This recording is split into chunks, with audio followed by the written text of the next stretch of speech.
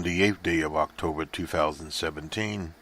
This Week in Economics from WBRN Radio in Boston and on the Bostonred Network. It's also available on many outlets out there, including Spreaker, iHeart, and various others, too numerous literally to name. We're on iTunes also. I forgot about iTunes. And we're on Stitcher. Stitcher's a mobile, one of our more popular networks, a mobile outlet, so you can get us mobile. You can do that also on iHeart. You can do it on Spreaker and various others. We're evaluating what we do at Blog Talk. This episode will be on Blog Talk, and as many people know, there's a merger between Blog Talk and Spreaker, so effectively in the months to come you're talking about the same network, and we need to address that problem, and we shall. We also are moving on to the Android network, which is very similar to iTunes. We don't do a lot of business there. And of course the YouTube channel we do, and there we're in high def. We have audio there, and we'll start to put some video there also. Let's get into the program here. This is from the Reuters. The S&P 500 eased on Friday is a headline here. And the 7-year non-farm report declined the first month. We'll get to that in a minute also. The household report there. But what we do need to get to is some moves in the pharmaceutical part, big pharma if you want to call it that, by some of the drug companies. Walgreens Boots Alliance, CVS Health, and fell and were amongst the biggest drags there. The NBC reported that Amazon is close to a decision on selling prescription drugs. Now, there is money to be made there. Walgreens dropped 4.9%. CVS was down 4.9% also, while Amazon rose 0.9%. We'll get to the Department of Labor's report, negative 33,000 jobs there because of the hurricanes combined of Harvey and Emmer. That displaced workers, unemployed, delays in hiring, etc. across the board. And from one commentator, he said it's amazing the resilience of our U.S. Stock market has been going up on no news or bad news. There isn't no surprises on a day where most people feel it's a mixed jobs report at best, and that the market actually is reacting in a way that makes sense. That's from some fella named Dollarhide. He's the chief executive of Longbow Assets Management in Tulsa, Oklahoma. The volatility index, one of the things we look at here, Wall Street, they call it the fear gauge, bounced sharply after setting a record low close in the previous sessions.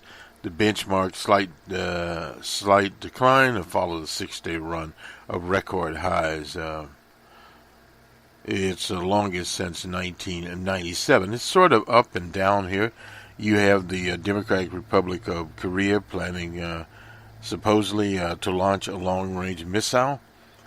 And at the same time, Costco dropped 6% after the warehouse retailer reported fall in gross margins. You can expect that to happen. Declining issues outnumbered advancing ones on the exchange by 1.74 to 1 ratio. The NASDAQ 1.11 to 1 ratio of decliners. 6 billion shares changed hands on the exchanges.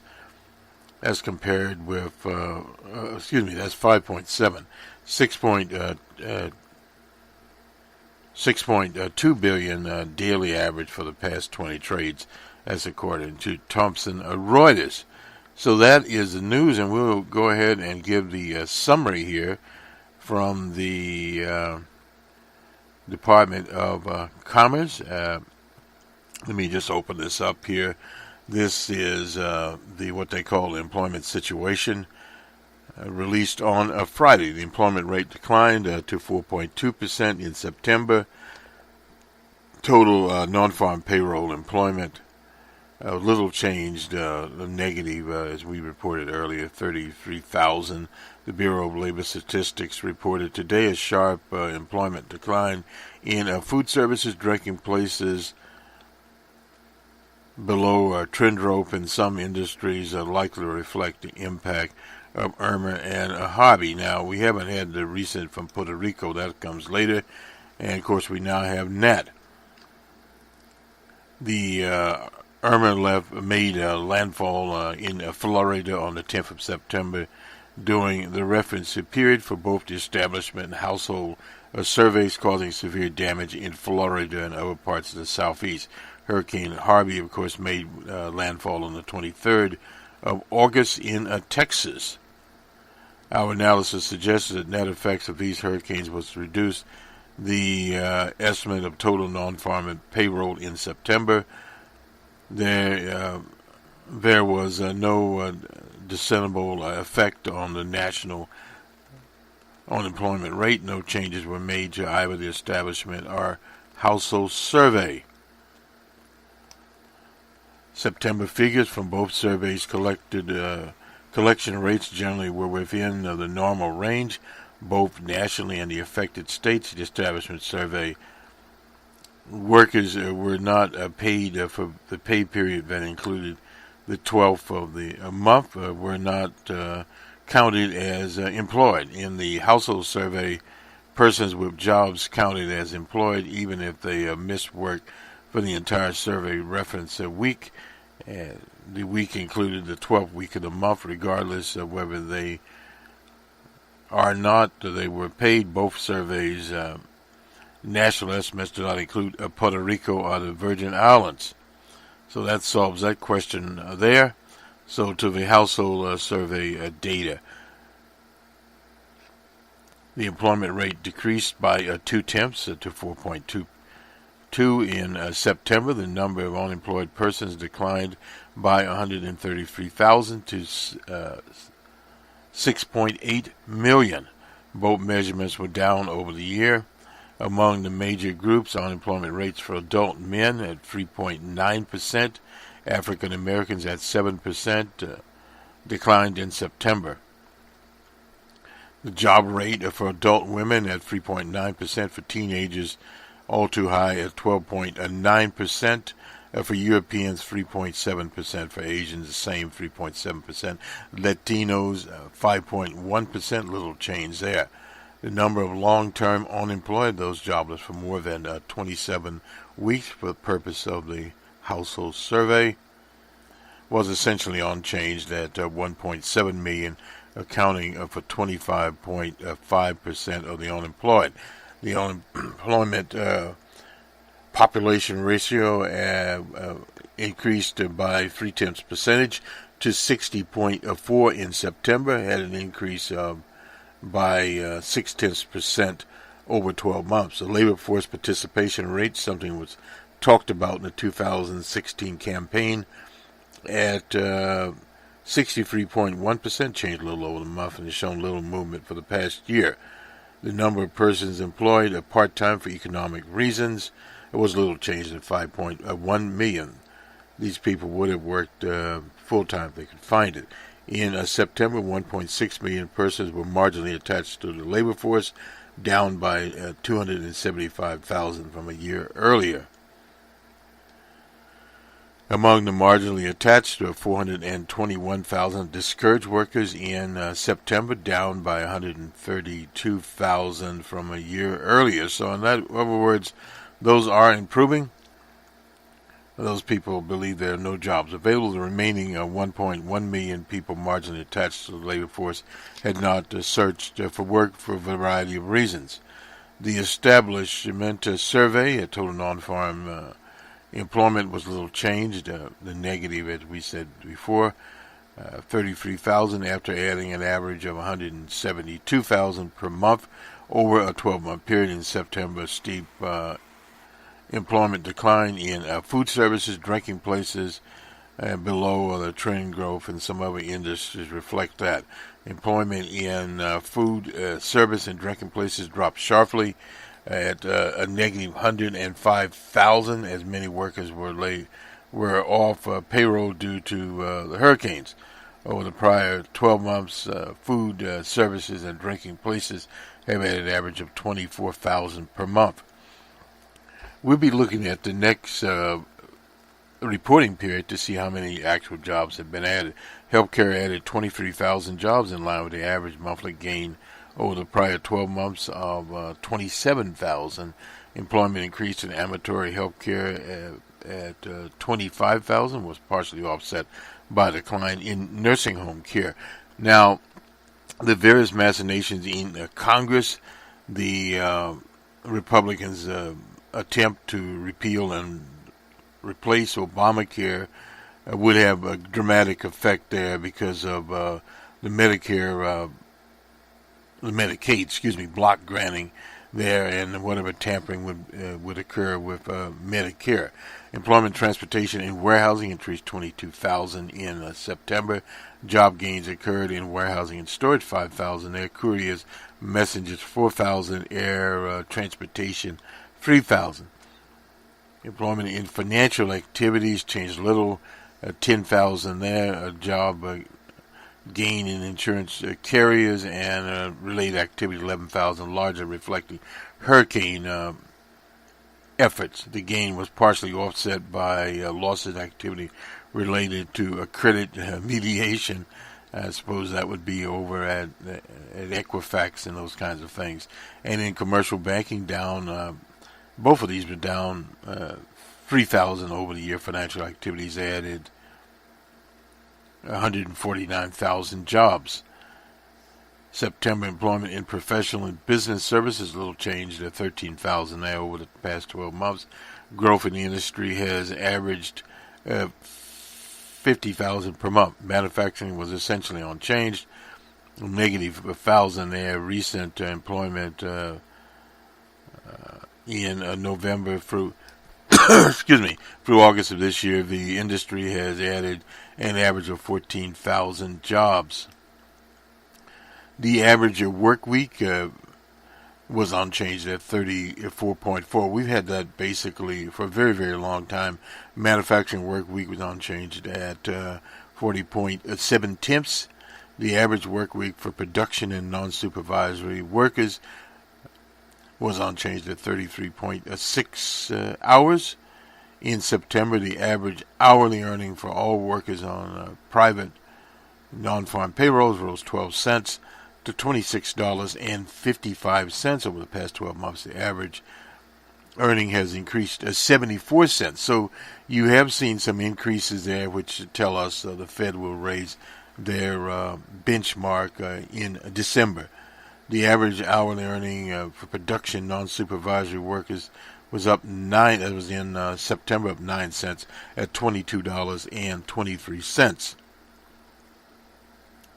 Doesn't say much about the struggle for 15, but anyway, the change in total non-farm payroll employment for July was revised down from 189,000 to 133,000. The change for August was revised up 156,000 to 169,000. With all the revisions and gains combined, 34,000 were less. The next scheduled report is for October. Is scheduled to be released on November the 3rd. So that will be the next release that we have here. We'll go now to the BBC and we'll take a look at, I think we came in with the segue here on jobs from the BBC's part of it. I don't think we left anything out. A little bit of commentary. BBC, the U.S. had been experiencing one of its largest stretches of job creation in history, with the economy adding a monthly 170,000.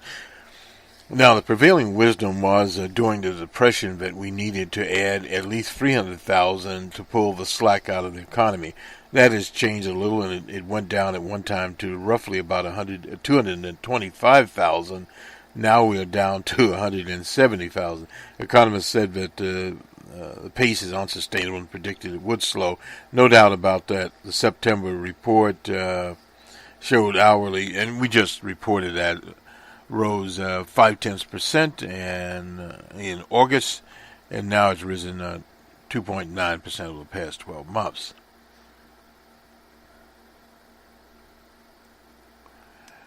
Let's see here. Think market analysts said the average figure shows that the job market slack is fading. Well, some is and some's not. Now, the thing with job market slack out there, you are going to have a certain number of people looking for work that don't believe there is any work, or they're in areas where there is no work at all.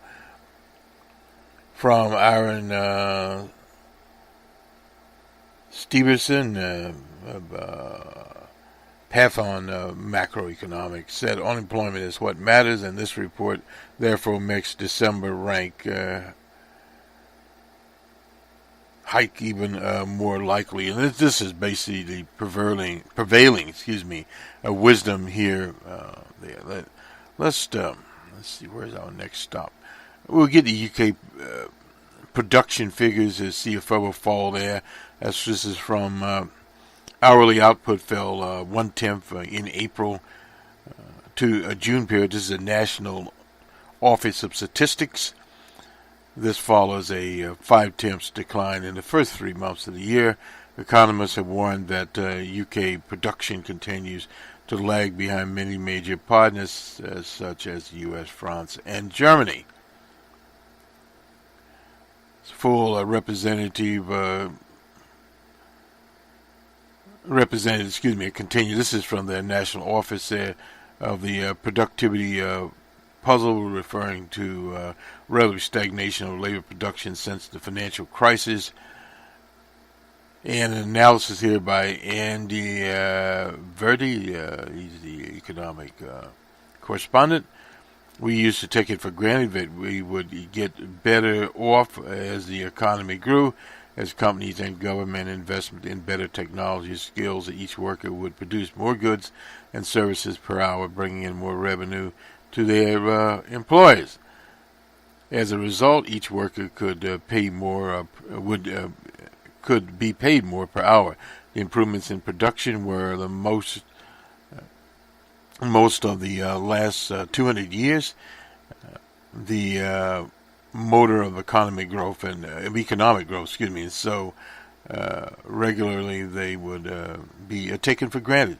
In the past decade, that engine of improved prosperity has all but broken down. The latest productivity numbers show that the average output per hour of each worker shrunk by 0.1%. Modest perhaps, but added to all that other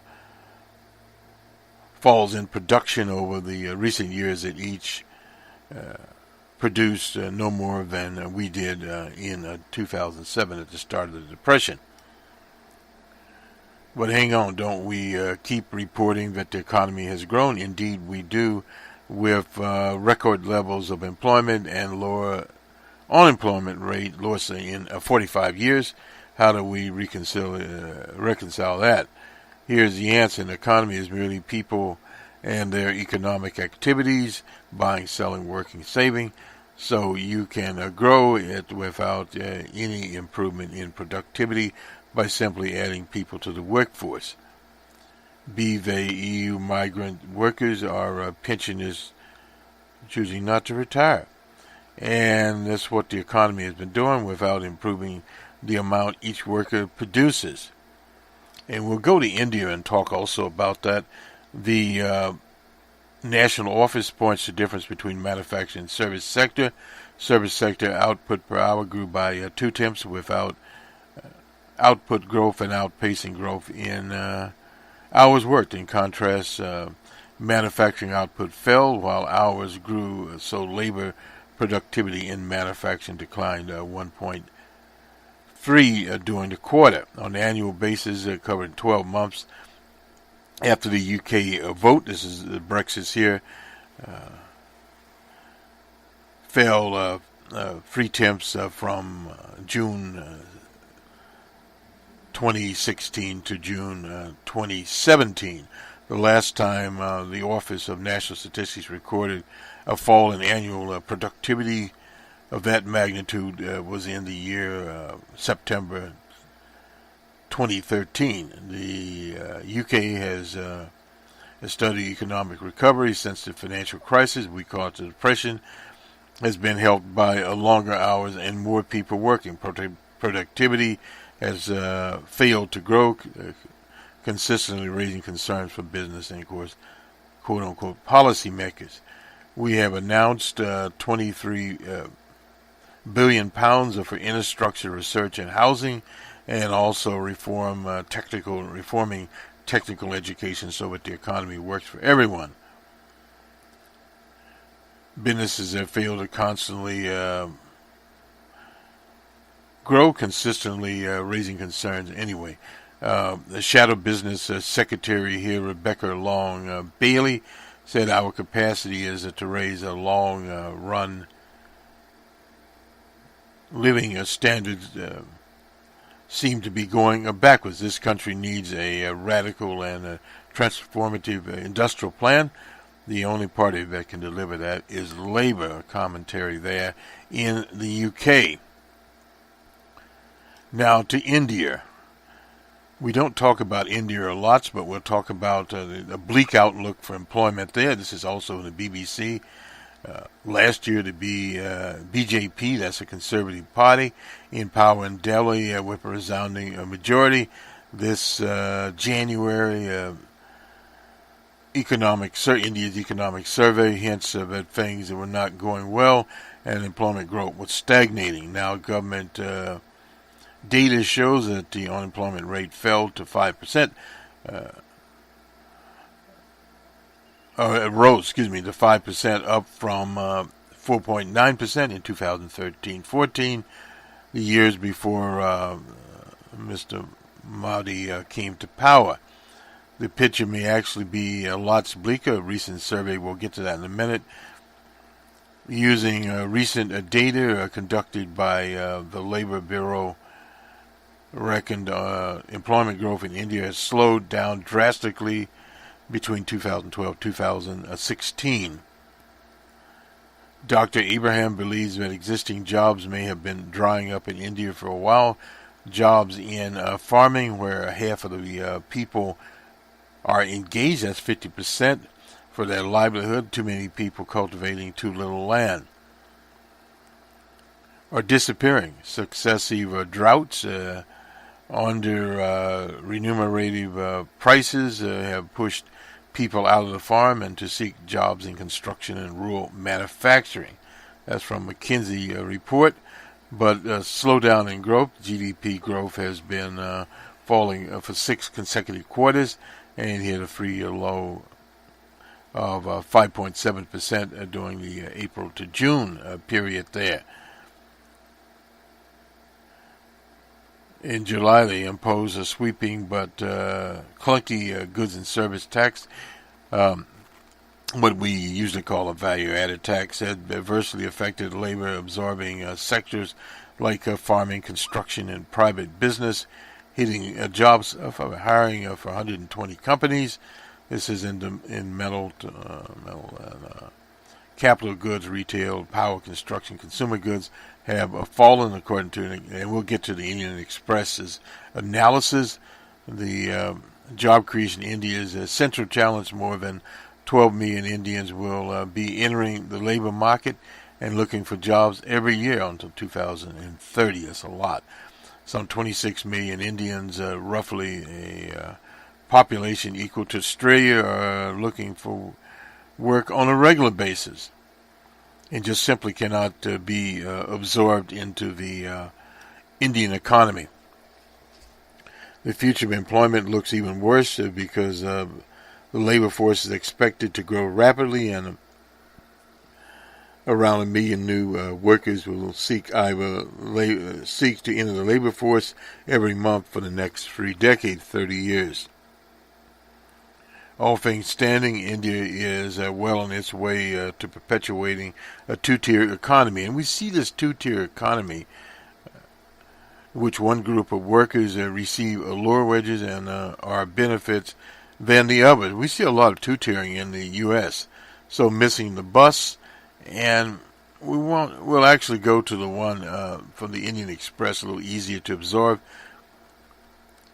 Data from 121 companies, excluding IT and the financial sector, were part of this particular survey, for whom the numbers were available for the fiscal year ending March of 2017. Shows that net hires in these companies fell from 742,000 to 730,000, decline of 11,000 workers across the sectors such as metal, power, construction, etc.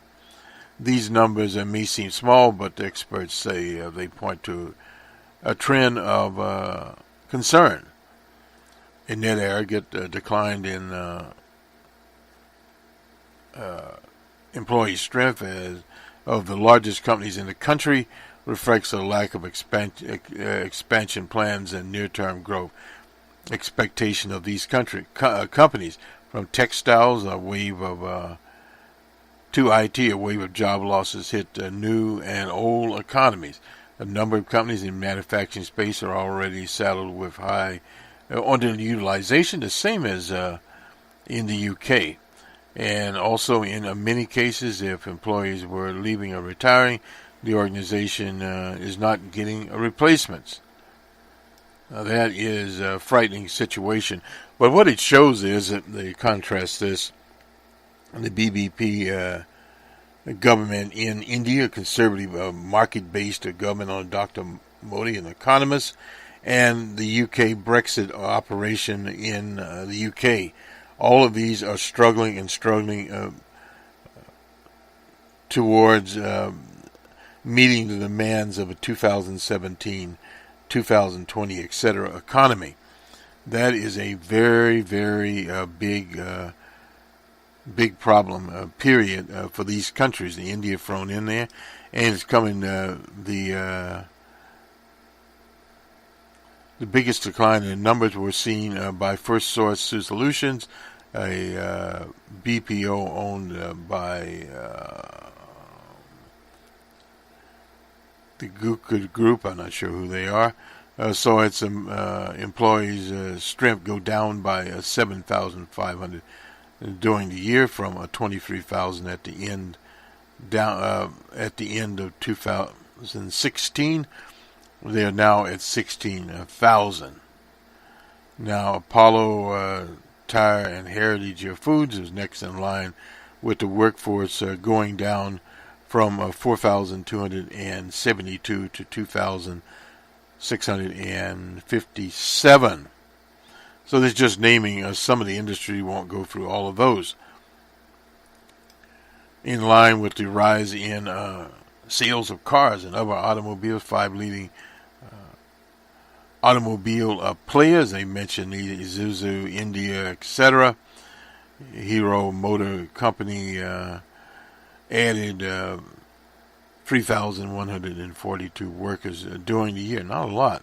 The IT sector has been excluded from the initial analysis because employment in IT is more dependent on growth and demand in the U.S. and the European markets. And the same there.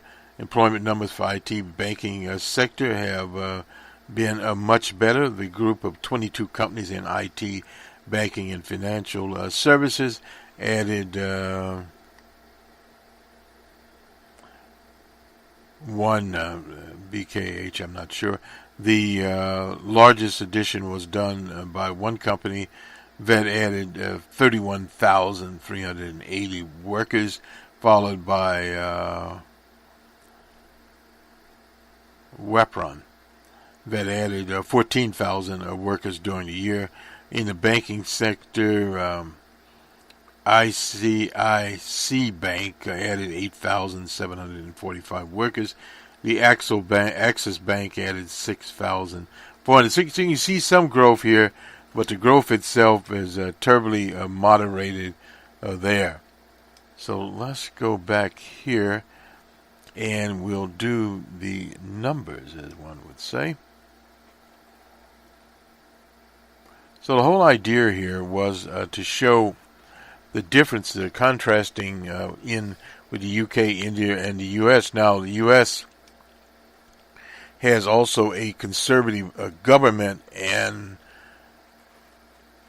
much of the policies of the DJ Trump regime have not been put in. Now, we've had some executive orders, such as a contraceptive order. We'll see how that affects the pharmaceutical industry. For women, would be denying women contraceptives, that are under Obamacare are free for all. So those are some of the kinds of things we'll see changes in other executive orders there, such as quote-unquote taking the red tape out of business. And then, of course, we have the grand plan, is the tax plan. 3 tiers. We don't know if that's going to materialize or not. A 20% cut in the corporate tax, those kinds of things. We'll have to do a special program on that here on A Numbers Man, and talk more about what various analysts, economists think about that. There was an article in the Wall Street Journal by the head, well, his name is slipped me right now, but anyway, at Columbia University. He was the economic advisor for the, I believe, the first President Bush. Maybe I'll think of it later here. Nonetheless, the BB Global 30s at 53.29. Everything's in positive here. These are Friday, unless otherwise noted. The FTSE All Share at 9.54. In Amsterdam, they were down 2.98 in the negative there. In Frankfurt, the DAC was also down 12.11. In Paris, they were down also at, let me make sure I get this right, at a negative 19.31. In Brussels, a negative 16.81. And in Madrid, a negative 29.20. You expect that to be down because of Barcelona. In Zurich, they were also down a negative 10.54. In Moscow, 8.37 on Friday. At Johannesburg, they were down on Friday, negative 294.82. In Bombay, 222.91 on Friday. In Karachi, 844.10. Very good day there. And in Lahore, in the negative 45.11. In Colombo, 21.96. And in Tehran on Wednesday, 74.50. In Sydney on Friday, 59.10. The Nikkei at 0.62. In Hong Kong, the Hang Seng, 78.86. And in Shanghai, 9.30. In New York, they were down 1.72 on the Dow and at 4.82 on the NASDAQ. Out in Chicago, the Merck was also down 2.74. In San Pablo, 1046.17 in the negative on Monday. And on Friday in Mexico, a negative 648.42. And we'll look at the commodities. Petroleum has been up. We'll do the Brent crude first. This is on Monday at $56.42. The spot was at $59.50. 59 cents. It was up $1.25. West Texas Intermediate was at $50.66. On Friday, T-Boone picked a jump for joy. He remembers literally $15 barrel oil, which is basically about the same thing he's getting now, in $70. The Forex gold index, that's an ounce there, it was down $12.70 at $1,261.80. There was an article in the Wall Street Journal about gold falling out of favor, basically. The buy gold futures was down $7.50 at $1,271.10. That was Glenn Hubbard, incidentally, the article in the Wall Street Journal. Let me get it later here.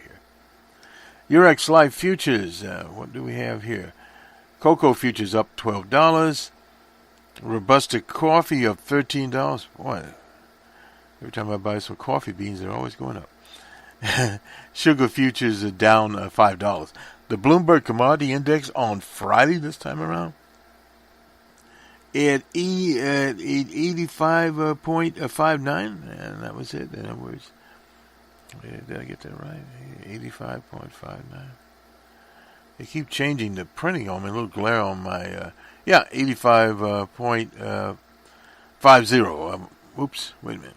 59. That's right. Looking at the date. Anyway, that was Wednesday at 3:50. That came out. All of this comes from digitallook.com. So they're responsible for whatever happens here. Very interesting week with some numbers here. We had expected a decline in the job market due to those days off. I heard from one person that some of the employers in that area did provide some relief for the workers. Workers at Walmart were paid their regular salary for days off, and from another person, I think it was at an AT&T store there, was paid a bonus of around $500. So, in other words, a commission, I should say. So, in other words, there was some relief there, and of course, we haven't got into the actual claims that people filed for those days that they missed, and that not only includes that, but also when we look at the stores themselves and various other industries were idle. A lot of the rigs were all idle.